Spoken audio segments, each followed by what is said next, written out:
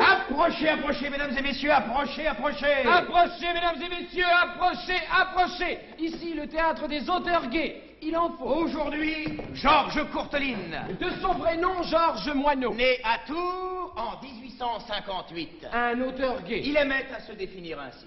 Cachant derrière la bouffonnerie de ses inventions littéraires, une observation fine et acerbe des caractères et sentiments humains. Né au cœur de la France, est-ce pour cela qu'il s'est révélé un styliste admirable? Je ne sais, mais vive la Touraine. Il aima Paris passionnément. Vive la capitale. Molière, Montmartre, la jeunesse. Vive Georges Courteline. Toute sa vie, il lutta contre les préjugés, les abus, les injustices. Comme Alceste du misanthrope. La femme, l'homme, le fonctionnaire, Les ronds de cuir. les militaires, les officiers. Les sous-officiers. Les troufions. Tous, il les aima à sa manière. Mais qui aime bien châtie bien. Et personne n'échappa à sa raillerie bonhomme, à son comique dru, solide, classique. Approchez, mesdames et messieurs. Approchez, approchez. Venez rire de notre société avec Georges Courteline. Georges Courteline qui eut le courage d'être gay.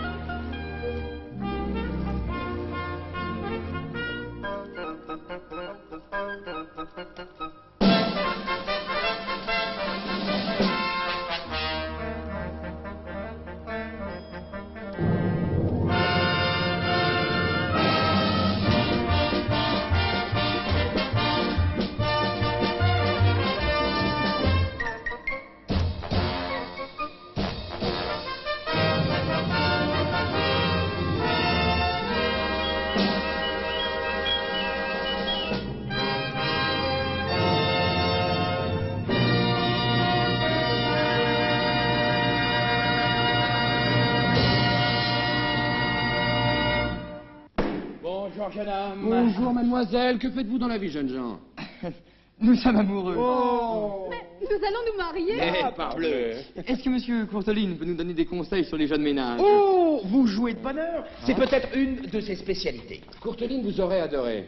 Oui, premièrement parce que vous êtes amoureux. Deuxièmement, parce que vous êtes jeune. Il disait, j'étais né pour rester jeune et j'ai eu l'avantage de m'en apercevoir le jour où j'ai cessé de l'être. Et aussi, il vaut mieux gâcher sa jeunesse que de n'en rien faire du tout. Ainsi donc, voulez-vous savoir si vous aurez, vous aussi, la paix chez vous? Oui. Alors, suivez-nous. Rendons-nous ensemble chez Monsieur Triel Et sa femme, Valentine. 272, 274, 276, 278, 280 et 285. Allez, encore 30 lignes sensationnelles. Dont une vingtaine d'alinéas, une décoction de points suspensifs et une coupure à effet pour finir. Si avec ça le lecteur ne les déclare pas satisfait, il pourra s'aller coucher. Quel métier. Allons, à ma femme à présent. Eh oui, une minute, que diable. Et oui, voilà. Eh bien, voilà du mystère. Tu fais donc de la fausse monnaie. Du tout, j'avais poussé le verrou étant pressé par ma copie et craignant qu'on me dérange. Entre. Ferme vite la porte, que l'inspiration ne se sauve pas. Tu as toujours quelque chose d'aimable à me servir. Et on n'a pas idée aussi de se donner de l'importance au point de se mettre au soufflet comme une bijouterie de luxe. Tu te prends au sérieux, ma parole? Tu es bête. En tout cas, je n'ai pas le ridicule de me confondre avec Lord Byron. Toc. Nous ne soyons pas méchantes par système, Valentine. Où es-tu allé pêcher que je me confonde avec Lord Byron? Oui, ça, on dit Byron, pas Byron. Je t'explique que mon travail... Oh, ça, tu es malvenu de me le jeter au nez. Si tu crois que je le fais pour mon plaisir, tu te trompes. Si tu crois le faire pour le plaisir des autres, tu te trompes encore bien davantage. Non, mais quel singulier agrément peux-tu trouver à me dire que des choses blessantes, ou ayant l'intention de l'être? Bah, nous verrons bien de nous deux celui qui rira le dernier. Patience, mon petit loup, patience. Quoi? L'heure est proche. Sais-tu ce que tu me rappelles? Un daim. C'est prodigieux. Tu as le don de la divination. N'est-ce pas? Ouais, voilà comment nous sommes dans le feuilleton à 3 sous la ligne. Mais peut-être ferions-nous bien de ne pas pousser plus avant dans le domaine du marivaudage et d'aborder les choses sérieuses. Tu vas me parler? C'est probable. À moins que je ne sois venue exprès pour jouir de ta compagnie et recueillir comme une manne bienfaisante les paroles tombées de tes lèvres. Je n'oserais l'espérer. Et alors tu désires? De l'argent. Tu n'en as donc plus? La belle question, non, je n'en ai plus. Nous sommes le 1er octobre. Ah, c'est ma foi vrai. Je n'en ai plus, je n'en ai plus. Ce sera bien net si j'en avais encore de savoir où je l'aurais pris. Supposes-tu que je me lève la nuit pour te voler? Non, mais qui te parle de voler, bon Dieu? Et quelle nouvelle querelle viens-tu me chercher là? Oh, je ne suppose rien du tout. Je te donne le premier de chaque mois l'argent nécessaire au ménage pendant que le mois file. L'argent court et la bourse est à sec quand le mois est à bout. C'est aussi simple que ça. Puisqu'il en est ainsi, paye-moi ce qui me revient et conserve tes belles phrases pour les mettre dans tes romans. Ils en ont plus besoin que moi et toc. Patience. Tu dis? L'heure est proche. Enfin, plus proche même que je ne pensais. Sais-tu ce que tu me fais? Et je te fais suivre. Ah, c'est décidément très curieux. Tu pourrais t'établir liseur d'armes. J'y songerai sur mes vieux jours. En attendant, nous allons régler nos petits comptes. Alors, nous disons... 800, tu le sais bien. 800. 1, 2, 3... Quel terme? Oui, je le ferai à part. 4, 5, 6... Je vais te donner le reste en monnaie. Si tu veux. Oui, ce sera plus commode. 50... 650... Voilà l'affaire.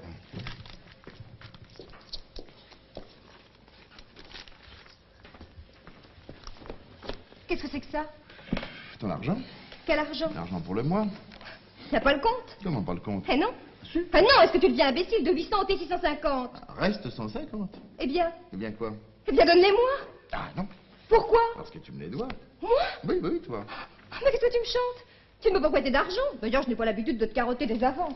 Je suis bonne ménagère peut-être. J'ai de l'économie et de l'ordre et tu as le temps de t'en apercevoir depuis 5 ans que nous sommes mariés. Non, tu t'écartes de la question. Il ne s'agit pas de tes rares vertus, mais bien de tes imperfections, lesquelles, hélas, sont sans nombre. Non, mais tu te moques de moi. Et les 150 francs d'amende? Ah, décidément, je parle à un fou. Quels 150 francs d'amende? Les 150 francs d'amende que j'ai eu le regret de t'infliger en punition de tes écarts de langage, impertinences diverses, rébellions en tout genre, etc., etc. Tu comprends pas? Pas une syllabe. Non, je vais te lire le détail. Ça t'ouvrira les idées. Septembre, du 1er. Pour avoir tranché une question sans en connaître le premier mot, puis convaincu de son erreur, s'y être cramponné de parti pris avec une insigne mauvaise foi, afin d'avoir raison quand même et d'exaspérer le sieur Triel, homme modéré, patient et doux, 3 francs 95. Du 2, pour avoir le sieur Triel ayant exprimé le désir de dîner un quart d'heure plus tôt, fait servir un quart d'heure plus tard, et répondu au dit Triel qui se plaignait sans acrimonie, si tu n'es pas content, va t'en dîner ailleurs, 6 francs 70. Du 3, pour avoir traité le sieur Triel de crasseux et de sale grigou, parce qu'il se refusait à acheter comme inutile et coûteuse une lanterne à verre de couleur en imitation de fer forgé, 2 francs 50.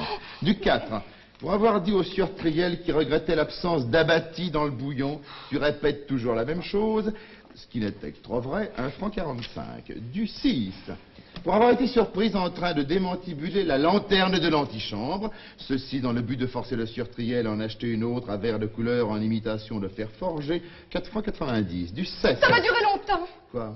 Ah, le système des amendes? Mais tant que tu ne seras pas revenu à un plus juste sentiment des égards auxquels j'ai droit et que j'exige désormais. Tes égards. Hein? Oh non, mais c'est à mourir de rire. Bien entendu. C'est donc moi qui suis dans mon tort? Eh bien, ma fille, j'y suis, j'y reste. J'en ai par-dessus les épaules et tu commences à m'embêter. Nous ne sommes pas dans une écurie. Je n'ai pas l'habitude qu'on me parle sur ce ton-là. Tu n'auras que la peine de l'apprendre. C'est ce que nous verrons. C'est tout vu. Mais 150 francs. Pas un sou. Tu veux pas me les donner? Non. C'est une idée fixe. Oui. La maison est lourde. Je sais. Nous avons des charges. Je ne dis pas. Je te préviens qu'avec 650 francs, il me sera impossible d'y faire face. Tu leur tourneras le dos. À ton aise, nous en serons quittes pour vivre de pain et d'eau claire. À jamais de la vie. À ça, non, quoi, rien. Tu t'arrangeras comme tu pourras, mais si je ne trouve pas mes repas la nourriture saine et copieuse que réclame mon bon appétit, indice de ma conscience calme, j'irai manger au café. À tes frais, bien entendu. Écoute, il serait rigolo que je sois mis au pain sec chaque fois que tu aurais été insupportable, ou que tu te serais fait pincer démantibulant une lanterne pour m'en faire acheter une autre en imitation de fer forgé. C'est ton dernier mot. Le dernier. Bien. Tu vas me donner mon argent? Ou je vais me jeter par la fenêtre? Par la fenêtre? Par la fenêtre.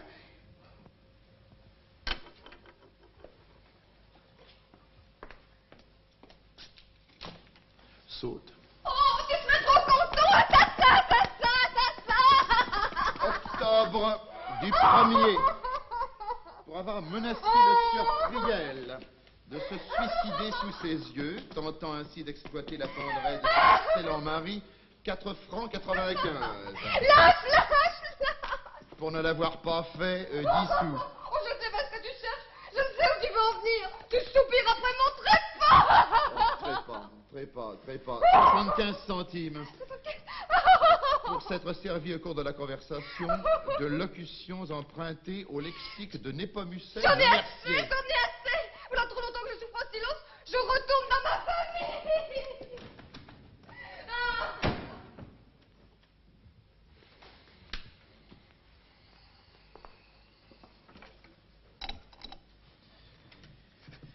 Mais le vieillard,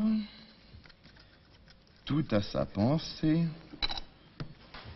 semblait ne pas s'en être aperçu. Vive la sagesse et la lucidité de Courteline. Il disait... La femme ne voit jamais ce qu'on fait pour elle, elle ne voit que ce qu'on ne fait pas. Il s'est occupé aussi de la maréchaussée. Juge et gendarme, l'un ne va pas sans l'autre. Et dans son théâtre, si le gendarme est sans pitié, le magistrat est sans mansuétude.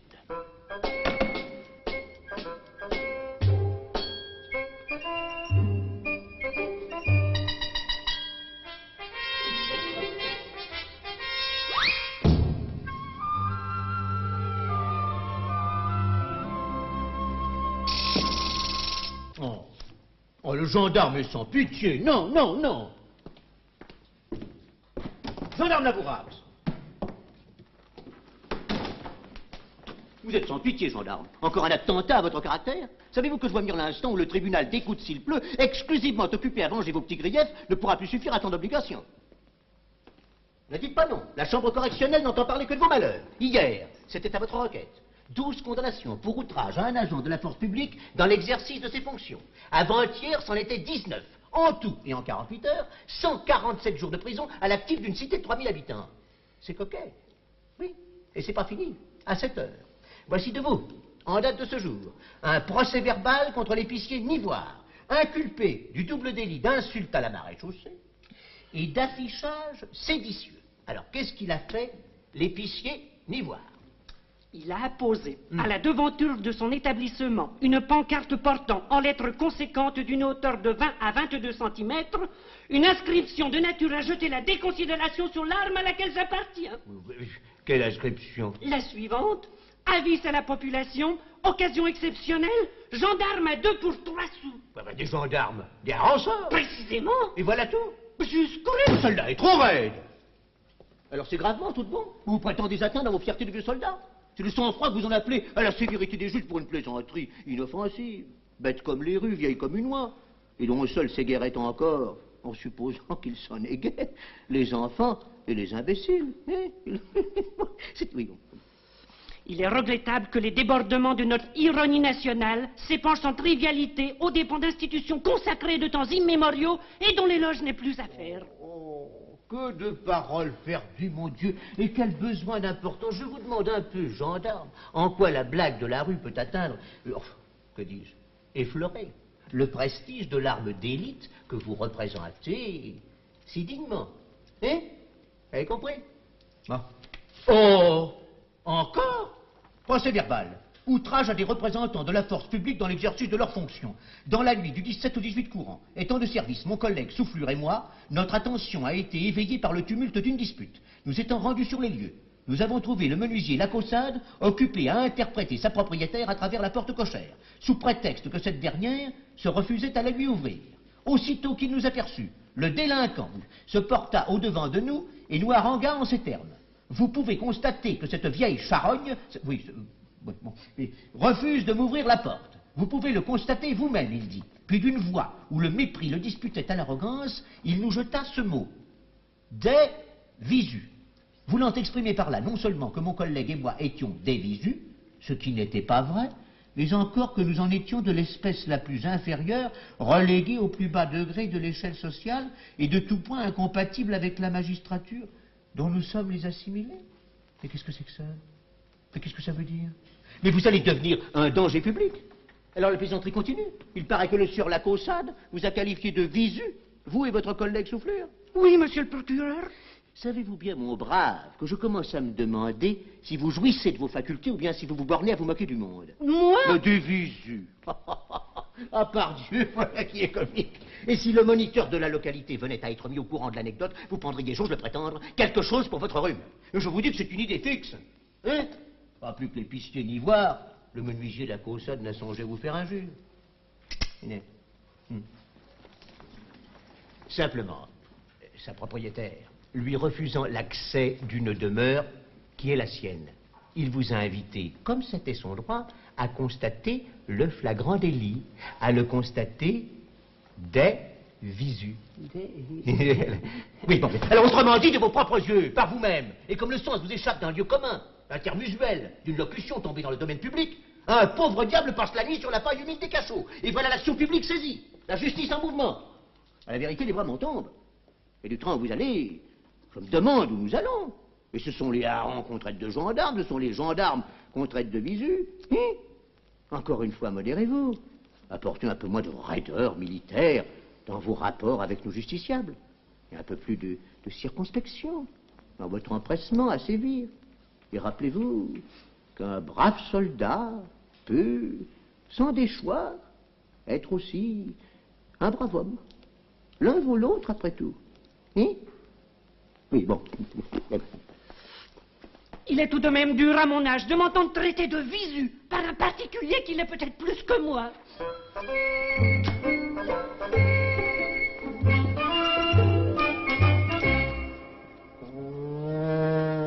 S'il fallait tolérer aux autres ce qu'on se permet à soi-même, la vie ne serait plus tenable. Courteline dixit. Mais il ajoutait, je ne sais pas de spectacle plus sain, de comique plus réconfortant que celui d'un monsieur recevant de main de maître une baigne qu'il avait cherchée. Il adorait les femmes franches, honnêtes. Il en eut officiellement deux.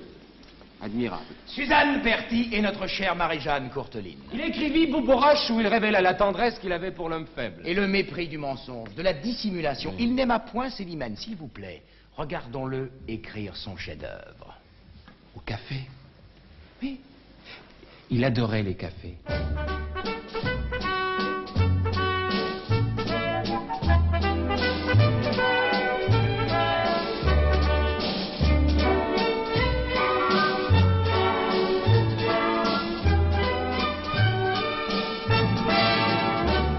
C'est pour la paix que mon marteau travaille, loin des combats, je vis en liberté.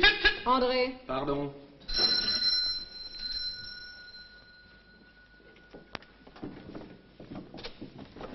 Mademoiselle Tambour? c'est tout dessus. Merci.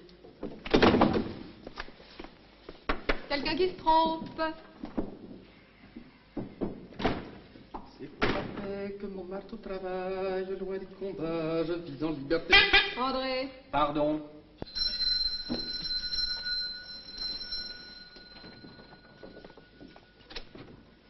Monsieur Trouille? c'est tout dessous. Merci.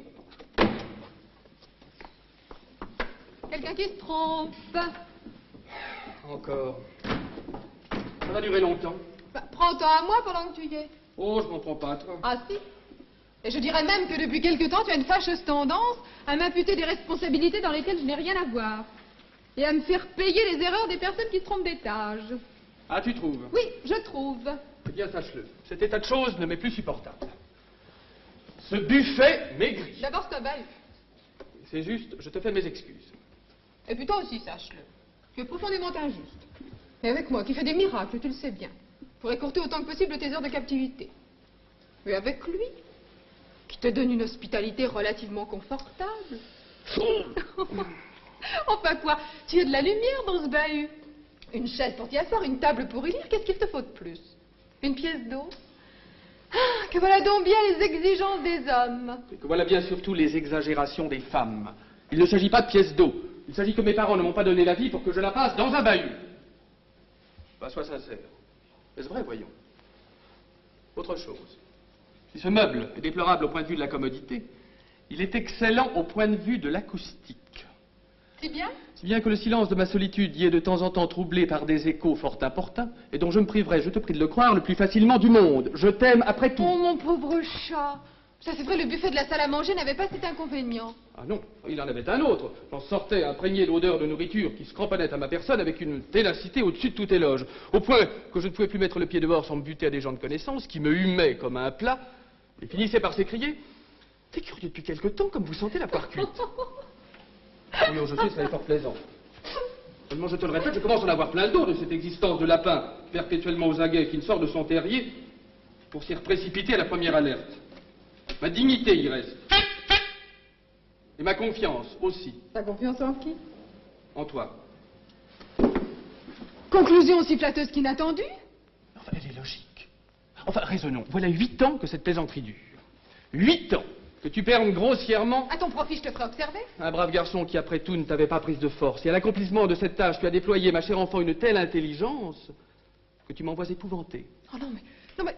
Tu vas me reprocher de sacrifier notre amour à cet imbécile de Boubouroche? Non, mais quand j'envisage les trésors de rouerie, d'audace tranquille, de sournoiserie ingénieuse, que tu as dû jeter par la fenêtre pour mener à bien une mauvaise action, j'en arrive à me demander si je ne suis pas moi aussi le Boubouroche de quelqu'un. Et si une femme assez adroite pour cacher un second amant à un premier en le logeant dans un bahut, n'en cache pas au second un troisième, en le fourrant dans un coffre à bois. André! Tu n'empêcheras jamais les gens qui aiment d'être jaloux. Tu n'as pas à être jaloux de moi. Je ne t'accuse pas. Tu me soupçonnes. À peine, parole d'honneur. Oh, c'est encore 1000 fois trop. Mais enfin, qu'ai-je fait? Où est mon crime? Je t'ai préféré à un autre. Après. Alors cet autre, je le connais. Il ne pèserait pas lourd entre ses doigts. Et si jusqu'à présent, j'ai eu assez d'adresse pour empêcher que tu y tombes, tu devrais m'en féliciter. Au lieu de marchander bêtement comme tu le fais, les moyens dont j'ai dû me servir. Bon, je n'ai pas peur de lui, un homme en vaut un autre. Oh oui? Eh ben, tant qu'il nous pince. Il nous pincera. Oh, jamais. Tais-toi donc, je te dis que nous serons pincés, c'est sûr. Du reste, ce ne sera peut-être pas pour aujourd'hui. Non, 9h30 dans quelques minutes, Boubouroche ne viendra plus. Nous nous couchons? Ah, ce ne serait peut-être pas prudent, attendons encore 10 minutes. Si tu veux. Pour la paix, que mon marteau travaille. André. Pardon. Cette fois, c'est lui.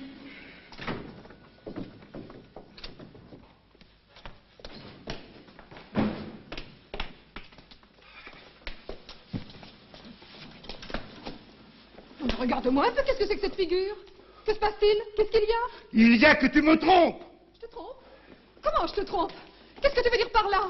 Je veux dire que tu te moques de moi, que tu es la dernière des coquines, et qu'il y a quelqu'un ici. Quelqu'un? Oui, quelqu'un. Qui? Quelqu'un. Oh ben tiens, voilà du nouveau. Ah, ne ris pas et ne lis pas, tu perdrais ton temps et ta peine. Je sais tout. Oh. C'est ça, hausse ses épaules, et force-toi de faire croire qu'on a mystifié ma bonne foi. Va me chercher cet homme, Adèle. C'est à cette condition seulement que je te pardonnerai peut-être. Car ma tendresse pour toi, sans borne, me rendrait capable de tout. Même de perdre un jour le souvenir de l'inexprimable douleur sous laquelle sombre toute ma vie. T'es bête. Oui, je l'ai été. J'ai été 8 ans adulte. N'importe, ces temps sont finis. La canaille peut triompher. Une minute vient toujours où le bon Dieu, qui est un brave homme, se met avec les honnêtes gens. Et que... Assez!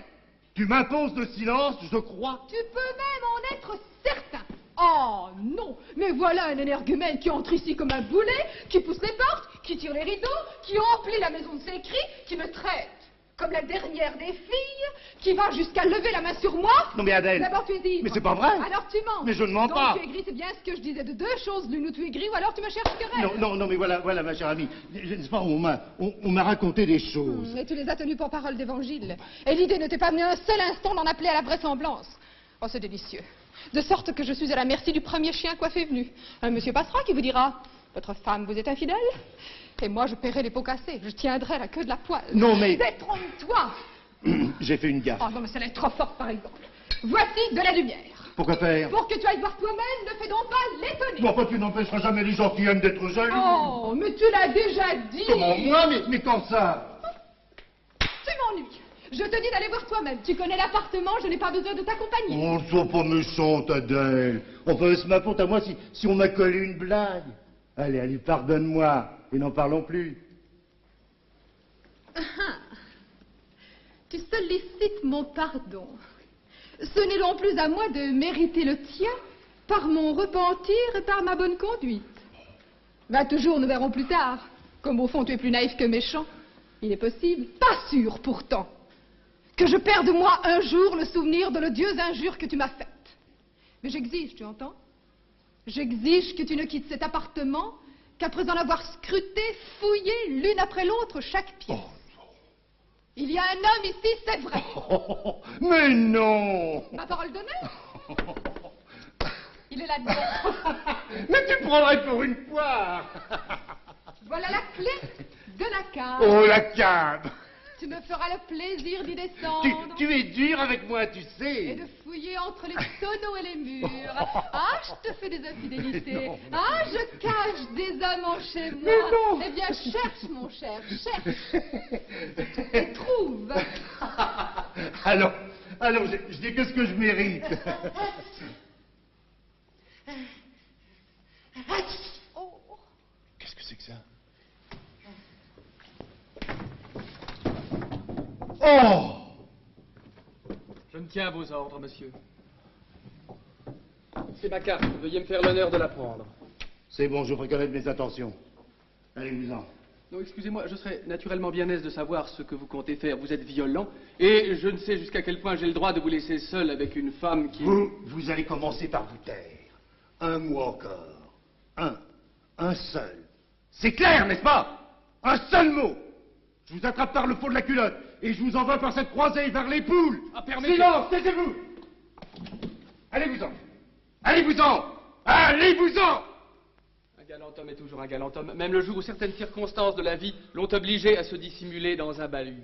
Il arrivera ce qui arrivera, mais je quitterai cette maison quand j'aurai reçu de vous l'assurance que vous ne toucherez pas un seul cheveu de la personne qui est là. Je vais faire un malheur. Faites-le.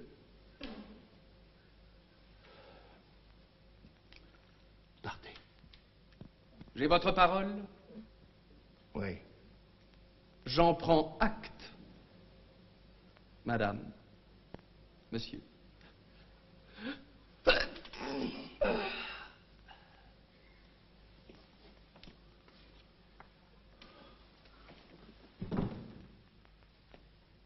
Qui est cet homme? Mais ce que je sais, moi. Après cela, vous ne vous étonnerez pas si Courteline affirmait... Le raisonnement de nombre de femmes tient volontiers dans cette bassesse. Je ne te crains pas. Je me fous de toi. Et aussi, je ne vois nulle honte à être un vieux cochon, mais je trouve beaucoup de ridicule à être un vieil imbécile. Que faites-vous dans la vie, jeune homme? Je gratte du papier dans un ministère. Ah oui, fonctionnaire, quoi, rond de cuir. Si vous voulez, oui. Mais c'est tout à votre honneur, Courteline a appartenu au ministère des Cultes. Pour pas longtemps, mais cela lui a suffi. Il s'identifiait volontiers à Monsieur Badin.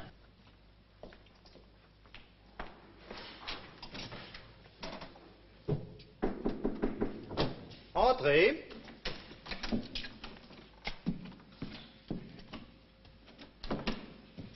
Bonjour, monsieur le directeur. Bonjour, monsieur Badin. Entrez donc, monsieur Badin. Et prenez un siège, je vous prie. Oh, je suis confus du tout.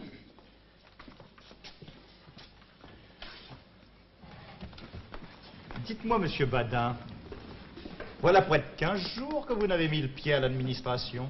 Oh, ne m'en parlez pas. Permettez, c'est justement pour vous en parler que je vous ai fait prier de passer à mon cabinet. Voilà, dis-je, près de 15 jours que vous n'avez mis le pied à l'administration. Tenu au courant de votre absence par votre chef de bureau et inquiet pour votre santé, j'ai envoyé 6 fois le médecin du ministère prendre chez vous de vos nouvelles.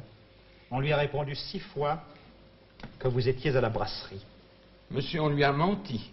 Mon concierge est un imposteur que je ferai mettre à la porte par le propriétaire. Que vous vous moquiez du monde, soit, mais il y a des limites à tout.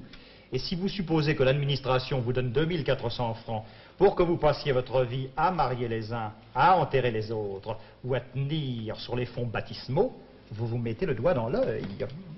Monsieur le directeur. Taisez-vous, vous parlerez quand j'aurai fini. Vous êtes ici 3 employés attachés à l'expédition. Vous, monsieur Soupe et monsieur Ferbattu.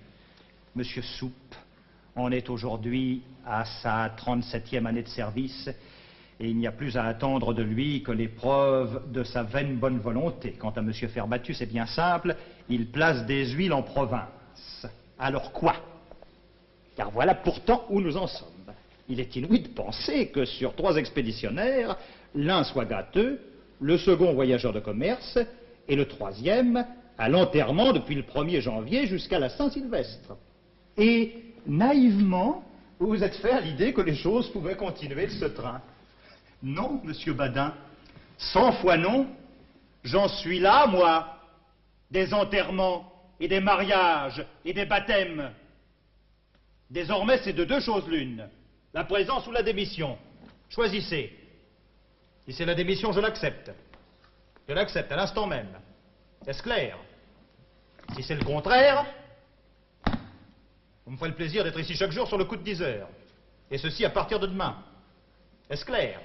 J'ajoute que le jour où la fatalité, cette fatalité odieuse qui vous poursuit, semble se faire un jeu de vous persécuter, viendra vous frapper de nouveau dans vos affections de famille, je vous balancerai, moi.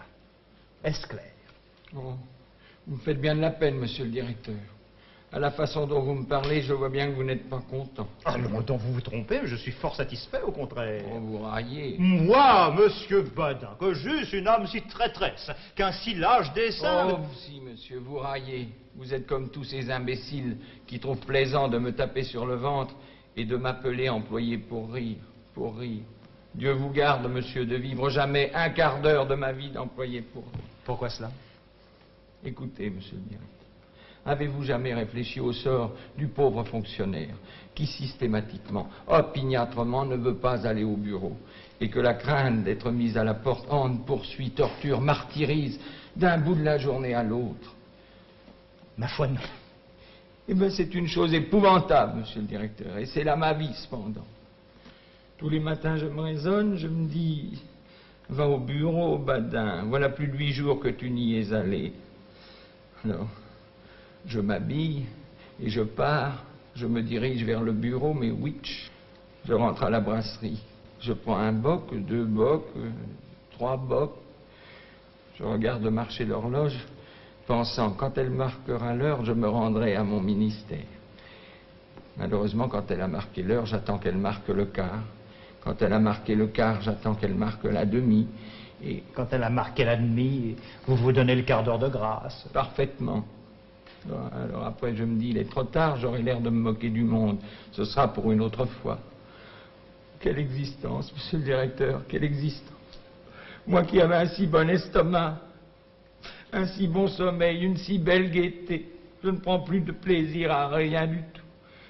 Tout ce que je mange me semble amer comme du fiel. Si je sors, je longe les murs, comme un voleur, l'œil aux aguets, dans la crainte de rencontrer un de mes chefs. Si je rentre, c'est avec l'idée que je vais trouver chez le concierge mon arrêté de révocation. Je vis sous la crainte du renvoi comme un patient sous le couperet. Oh Dieu! Une question, monsieur Badin. Directeur. Est-ce que vous parlez sérieusement? Oh, j'ai bien le cœur à la plaisanterie, monsieur le directeur. Mais réfléchissez donc, voyons. Les 2400 francs qu'on me donne ici, je n'ai que cela pour vivre, moi. Que deviendrai-je le jour inévitable, hélas, où on ne me les donnera plus? Car enfin, je ne me fais pas d'illusions. J'ai 35 ans. Âge terrible, où le malheureux qui a laissé échapper son pain doit renoncer à l'espoir de le retrouver jamais. Oh, ça n'est pas gai tout ça. Aussi, je me fais un sang. J'ai maigri de 20 livres depuis que je ne suis plus à mon ministère. Tenez, monsieur. Regardez mes mollets, si on ne dirait pas des bougies. Oh, si vous pouviez voir mes reins. Tenez, monsieur, nous sommes entre hommes. Nous pouvons bien nous dire cela. Ce matin, j'ai eu la curiosité de regarder mon derrière dans la glace. Oh, j'en suis encore malade quand j'y pense. Quel spectacle! Un pauvre petit derrière de rien du tout, monsieur. Gros à peine comme les 2 poings. Je n'ai plus de fesses, monsieur, elles ont fondu. Le chagrin, naturellement. Les angoisses continuelles. Les affres. Oh, puis je tousse la nuit. J'ai des transpirations. Je me lève des 6 à 7 fois pour aller boire au pot à eau. Oh, ça finira mal, tout ça, ça me jouera un mauvais tour. Eh bien, mais venez au bureau, monsieur Badin. Impossible, monsieur le directeur. Pourquoi? Je peux pas. Ça m'embête. Et si tous vos collègues tenaient ce langage? Je vous ferai remarquer, monsieur le directeur, avec tout le respect que je vous dois, qu'il n'y a aucune comparaison à établir entre moi et mes collègues. Mes collègues ne donnent au bureau que leur zèle, leur activité, leur temps et leur intelligence. Moi, c'est ma vie que je lui donne. Oh, tenez, ça n'est pas tenable. C'est assez, mon avis. N'est-ce pas? Absolument. Remettez-moi votre démission, je la transmettrai au ministre. Ma démission? Mais vous n'y pensez pas, monsieur le directeur? Je ne veux pas démissionner, je demande seulement une augmentation. Comment? Une augmentation? Dame, il faut être juste, monsieur. Je ne peux pourtant pas me tuer pour 200 francs par mois.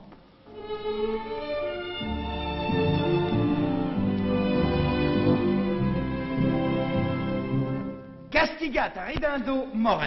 Dites-moi, qu'est-ce que ça veut dire? Il corrige les mœurs en riant, et c'est par cela que Courteline rejoint Molière. Le rire peut être près des larmes. Ah oui, ça c'est vrai. Surtout quand on a de gros chagrins.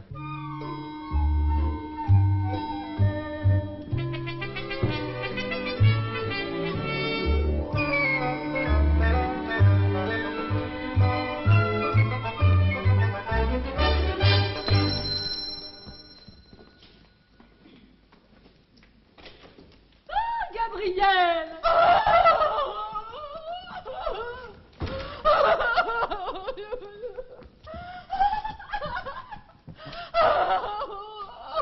Oh, ça, mais tu pleures?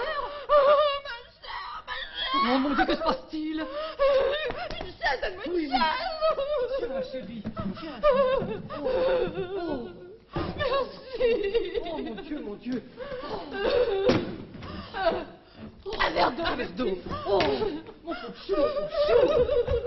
Mais mon Dieu, qu'est-ce qui t'est arrivé? Tiens, bois. Oui. Aide-moi à dégrafer mon bras. Oh, bois.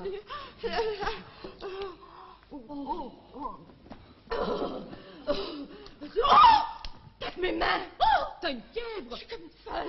Oh, écoute, calme-toi, je t'en supplie, il me tourne les sangs. Je suis comme une folle, je te dis. Tiens, là encore un peu. Oui, merci. Ah, là, voilà. T'es senti un peu mieux? Oui, oui, non, non. Oui, ça aussi. Je ne sais plus. Oh. Oh, mon Dieu, mon Dieu. Soyez donc une honnête femme. Enfin, que se passe-t-il? Ce qui se passe, il se passe que mon mari me trompe. Non. Qu'est-ce que tu me dis là? La vérité. Fernand? Oh non. Qu'est-ce qui aurait pu croire ça de lui? Oh, crois-tu, après 9 ans de mariage, en pleine lune de miel? Eh ben, nous sommes propres toutes les deux. Ah bah, est-ce que toi aussi? Oh non, moi c'est pas ça. Mais imagine-toi que j'ai tous les ennuis. Ma belle-mère est à l'agonie et je suis sans bonne. Allons bon. C'est comme je te le dis. Mais tu as renvoyé Euphrasie? Ce matin. Oh, mais en voilà une nouvelle. Oh, m'en parle pas, j'en suis malade. D'autant plus que c'était une perle, cette fille. Une perle indienne, elle avait toutes les perfections. Oh, mais voleuse. Non, mais qu'est-ce que tu veux quand c'est pas ça, c'est autre chose. Assis-moi. Tu te rappelles Adèle, ma femme de chambre? Parfaitement, une grande brinque qui avait une tête de brochet. Précisément. Eh ben, est-ce qu'un jour... Non, mais écoute ça. Mais oui. Est-ce qu'un jour je ne l'ai pas pincée en train de se débarbouiller avec mon éponge de... toilette? Pas possible. Ma parole d'honneur. Oh, la sale bête. Oh, je l'aurais tuée. Ah bah t'es bonne, toi, on n'a pas le droit. Oh. Qu'est-ce que je disais donc, moi? Ah oui. Oh. Et bien voilà, ma chère, il me trompe. Oh non, oh non. Mais es-tu sûre au moins? Oh Dieu. Oh, mon pauvre chou, mon pauvre chat. Ah oui, ça tu peux me plaindre. Oh, mais je te plains de tout mon cœur. Je suis bien malheureux. Oh. Ah, pour surnom, t'avais pas mérité ça. Enfin, est-ce vrai? Oh, tiens. Tiens, ma chérie, dis-moi tes peines en détail. Oui. Allez, raconte-moi, ça te soulagera toujours un peu. Hein? Alors.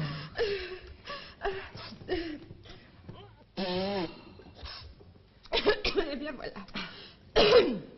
Tu sais que Fernand va à la bourse tous les jours. Moi, je reste seule. Je m'ennuie. Alors, qu'est-ce que je fais? Tu retournes ses poches, je connais ça. Parfaitement. Et je fouille dans son secrétaire.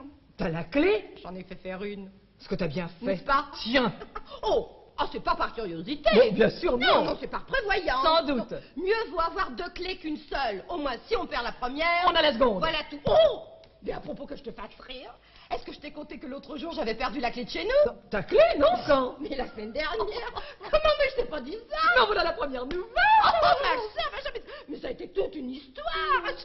J'avais passé la soirée chez maman, Oui. figure-toi. Tu sais que maman, le jeudi soir, donne du thé et des petits fours. Oui. Bon, minuit sonnant, je saute dans un fiacre, j'arrive devant chez nous, je monte mes 3 étages 4 à 4, arrivé sur le palier, pas de clé. Pas de clé? Pas long. Et ton mari? Au cercle. Un vrai guignon.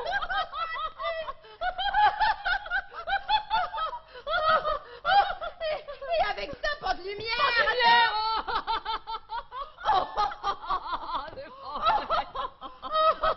J'ai jamais dormi. Je suis restée sur le palier jusqu'à 2 heures du matin. 2 heures du matin. Attention, sur le Fernand. Fernand.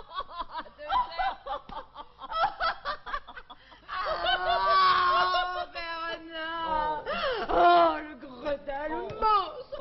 Il va te rendre. Où en étais-je? On peut se retourner. Ah oui.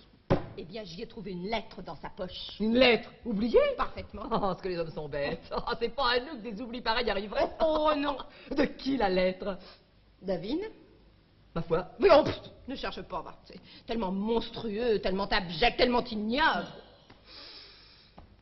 Rose Mousseron.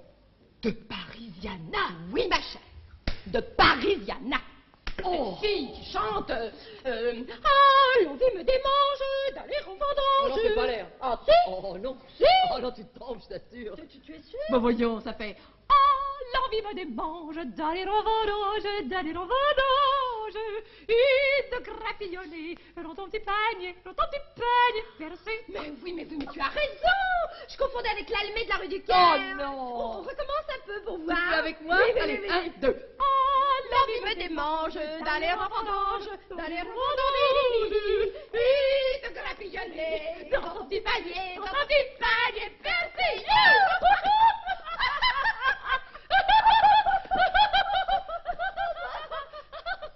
Courteline n'a pas craint de toucher aux genres comiques les plus variés, de la conversion d'Alceste aux gaietés de l'escadron. Oui, il disait, il n'est pas de genre inférieur, il n'est que des productions ratées. Et le bouffon qui divertit prime le tragique qui n'aime pas.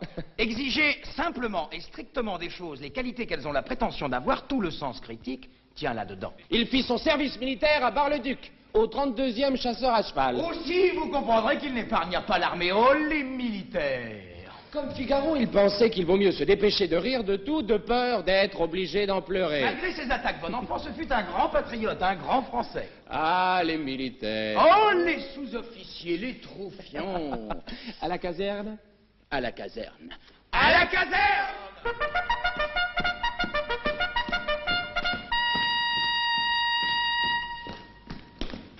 Chef! Qu'est-ce que vous voulez, vous? Chef, c'est pour avoir un balai. Encore? Je vous en ai donné un avant-hier. C'est ce que vous voulez manger sur du pain, vos balais? On m'a barboté le mien, chef. Je veux pas le savoir. Chef! Donnez-moi un balai, voyons. Pardon, voulez-vous me fiche le camp? Mais avec quoi que je balayerai alors? Avec mon nez. Quel thé? Et autre? Oh, bah, il y a du bon. Je veux pas le savoir. Chef! Il y a l'officier de semaine, il m'a collé 4 jours en me disant que j'étais un cochon. Il n'a dit que la vérité. C'est un rapport à ma chambre, elle est pleine des plus chaudes de pommes. Donnez-moi un petit balai, voyons. Je recommence l'histoire du balai. Ben, j'ai attrapé 4 jours parce que j'en avais pas. Vous en aurez 4 autres parce que vous en demandez un. Oh, bah, il y a du bon. Je veux pas le savoir. Chef! Rien. Et dis donc, je viens de barboter un fromage de cochon. T'as un tuyau, tu as un fromage de tête? Sérieux, un coup de barbotage épatant. Dis-moi où que j'y cours. Un fromage gros comme une gamelle. Je l'ai planqué dans mon plumard.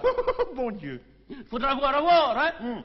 Et à se méfier, hein. Ça tient un code conseil, il y a de la craie. La taulière de la cantine, même bijou. Et il arrête du feu. Et bien, adjudant.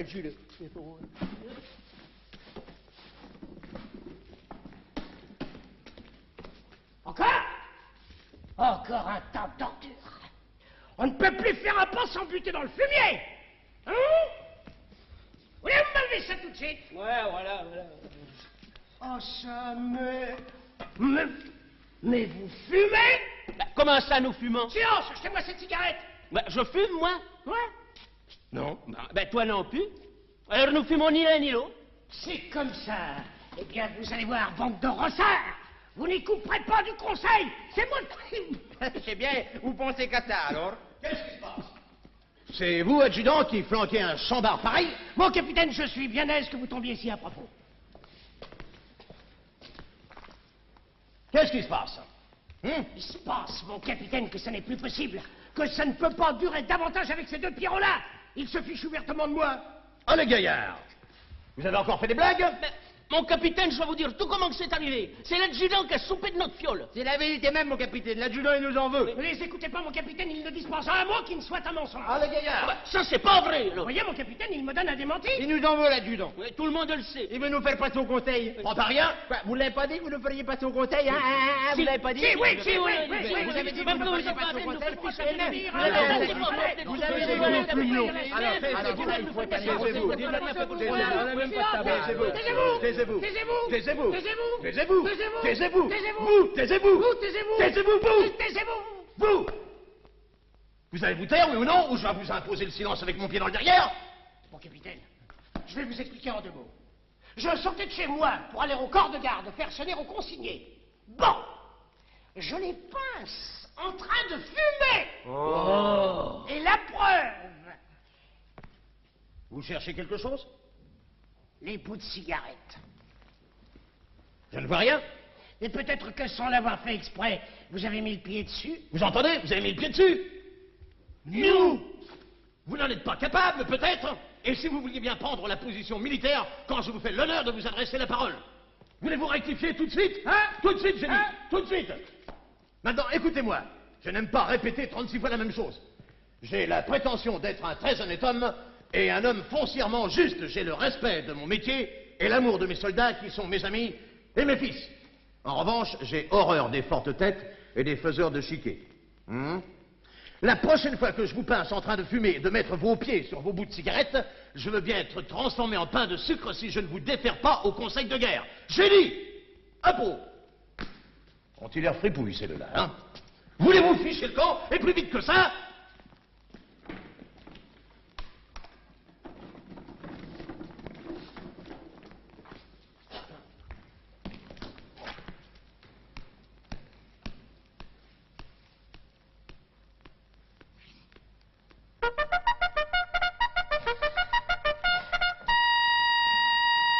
Va donc, ouais. Bleu, Blanc-bec, Pierrot. Ah, t'as de la veine que je sois pas ta mère. T'en ficherais une de fessée, moi. Qu'est-ce qu'il y a? Vous causez toute seule? Ah, c'est vous. Eh ben, c'est du propre. À cause? À cause qu'à cette heure-ci, il y a des voleurs à l'escadron. Pas possible. Tel que vous me voyez, on vient de me chipper un fromage. Un fromage? Un fromage de tête que j'avais acheté hier au hall pour l'arrivée des réservistes. Ah, ça, c'est trop fort. Vous êtes sûr? Ah, je vous crois. Je trinque de 12 francs. Si je savais qui a fait le coup... Oui, cherchez-le donc, je vous le conseille. Oh, Mais vous priez le bon Dieu de ne pas le trouver. Allons, dites donc pas de bêtises, la mère. Mais vous allons. êtes de là comme une souche. Est-ce que vous feriez pas mieux de faire sonner les catapelles? Oh. Fouiller les hommes, visiter les pactages? Fichez-moi donc tout le monde au bloc jusqu'à ce que le voleur se déclare.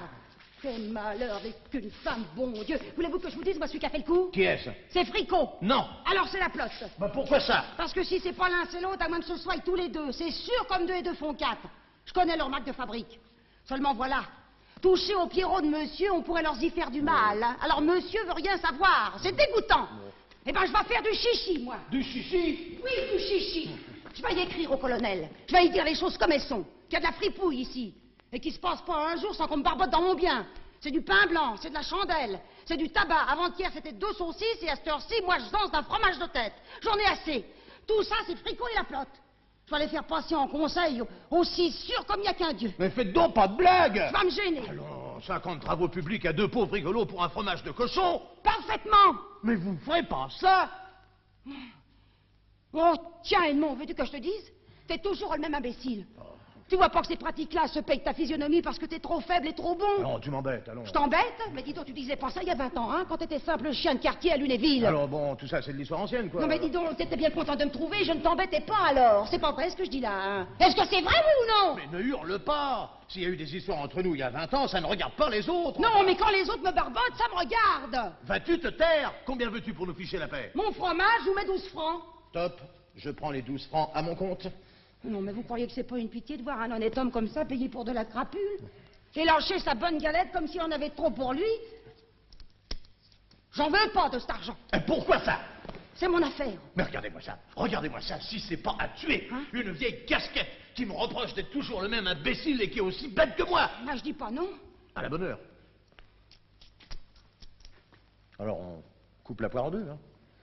Ben, coupons-la. Bon. Et pas d'erreur, hein. Je veux pas de pétard au colonel. Ben, on n'en fera pas de pétard. Ah ben voilà. Eh ben, c'est bien.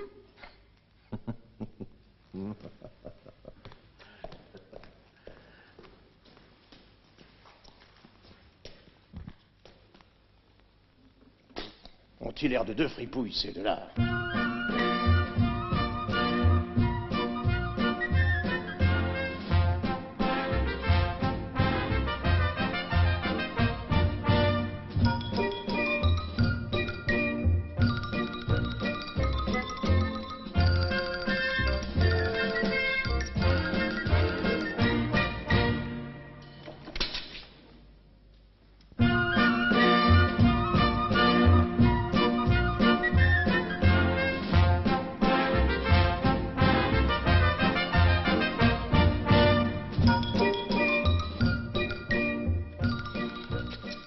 Mon vieux salaud, je m'en vais te dire une bonne chose. Oui. Tu sais, Marabout? Oui, Marabout, et après? Eh ben, mon vieux cochon, je sais où qui te meurt. C'est où qui te meurt, Marabout? Je sais où qui te meurt, Marabout. Et où qui te meurt? Tu veux savoir où qui te meurt, Marabout, hein? Je te demande où qui te Ouais, meurt, Marabout. cochon, je m'en vais te dire une bonne chose.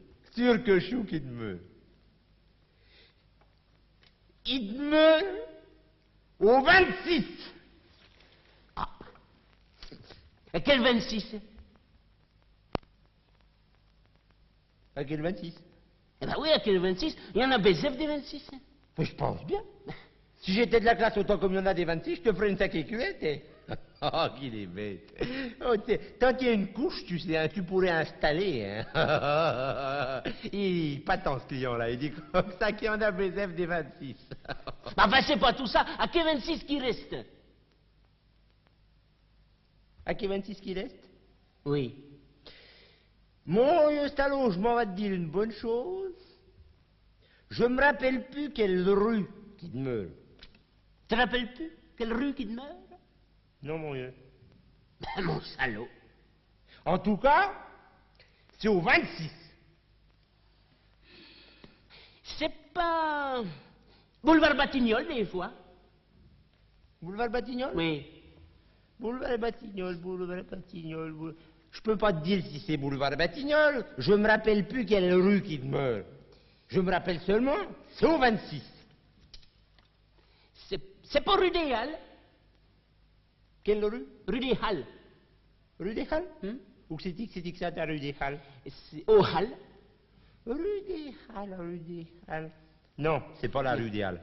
Je me rappelle plus quelle rue que c'est au juste qui te meurt, mais pour sûr, c'est pas la rue des Halles.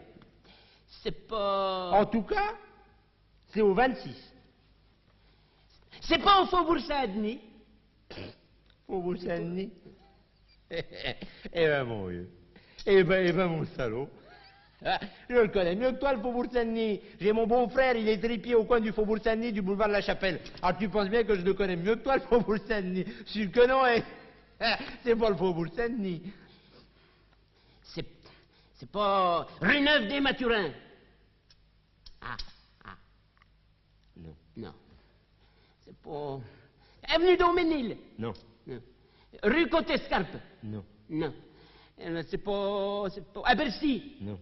À Grenelle? Non. À Montrouge? Non. À École militaire? Non. Oh non. Alors, Place du Trône? Non. Rue aux Ours? Non. Place de l'Opéra? Non. Au Trocadéro? Non. Non. Rue des Filles du Calvaire? Non. Non. Alors, à la Halle au Vin? Non. Non. Place Maubert? Non. Non. Alors, à la Bourse? Non. À la...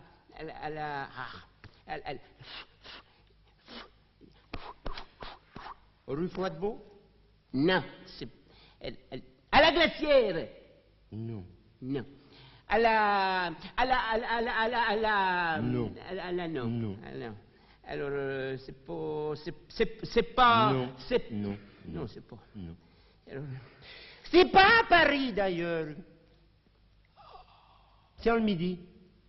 C'est à côté de ça... Oh, quelle saleté de pays. C'est rue... Mon Dieu, mon Dieu, mon Dieu. 26!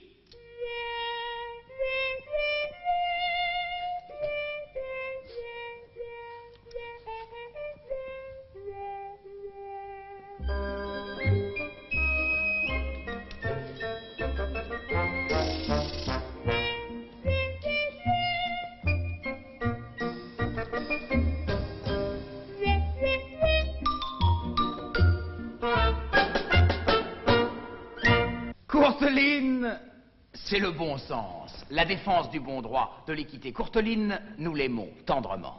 Comme l'aimaient tous ses amis. Jules Renard, Alphonse Allais, Lucien Guitry, Pierre Weber. Alfred Capu, Georges Feydeau, Roland d'Orgelès. C'est un des rares auteurs qui laissa un adjectif inscrit au dictionnaire. Oui.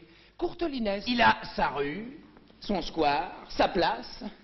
Sa place. Eh oui, elle est une des premières Dans le panthéon des auteurs gays. Toute sa vie, il eut 25 ans. 25 ans, disait-il, le bel âge. Tenons-nous-y, et il s'y est tenu. Vive les auteurs gays!